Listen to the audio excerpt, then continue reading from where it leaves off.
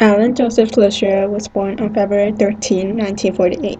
He is a Canadian serial killer and is known as the Monster of the Mariachi. He was born and raised in Mariachi, New Brunswick. He was from a poor family and did not have a father. When he was young, his brother passed away, and his mom told him that the wrong son was dead. He worked as a car salesman before he committed the crimes. He began his serial killing spree at the age of 42. His first murder was on June 21, 1968. He murdered a shop owner named John Glendenning and brutally beat his wife, Mary Glendenning. He was convicted of first-degree murder and sentenced to life in prison on January 22, 1987. On May 3, 1989, after keeping a low profile in prison, Legere was taken to Dr. George L. Lamont Hospital to treat an ear infection. Because he was known to be a model prisoner, when asked to go to a bathroom alone at the hospital, the police guards allowed him. He escaped from the police by using a television antenna he snuck out of his cell and picked the locks on his handcuffs and leg shackles. He then used the antenna to scare the police officers who were waiting outside the bathroom. After the news of his escape got out to the public, the whole city of Mariachi was quiet and no one went out, fearing Legere would target them next. His next murder was on May 29, 1989. His victims were shop owners Annie Flam, whom he raped and then murdered, and her sister Nina Flam, who was raped and almost murdered because Legere lit the house on fire. The city, who lived in fear of Legere, began to calm down after his murders stopped for a few months.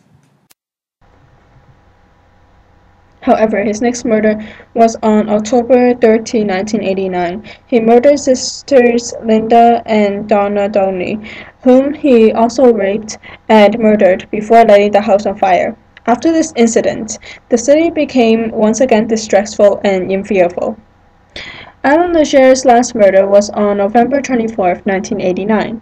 He murdered Father James Smith, who was a priest at a local church, whom he had brutally beaten to death.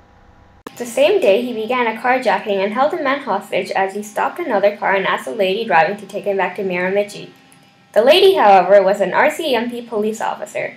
She told him she was out of gas, and they stopped at a gas station with Legere taking her keys as he filled up the tank.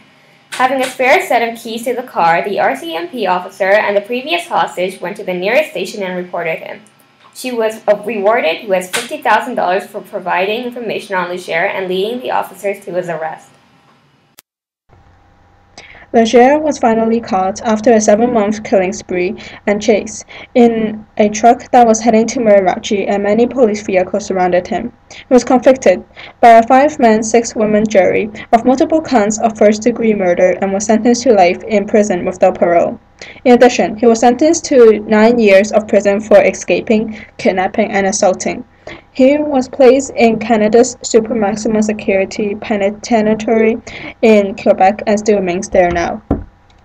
His motive for the murders remained unknown, though it was claimed that he liked attention. For years, he had changed the atmosphere in Miramichi. A fact is that Legere's case was one of the first Canadian cases that involved DNA testing. People still fear that Allan Legere will once again escape, and police officers remain cautious of everything Legere does.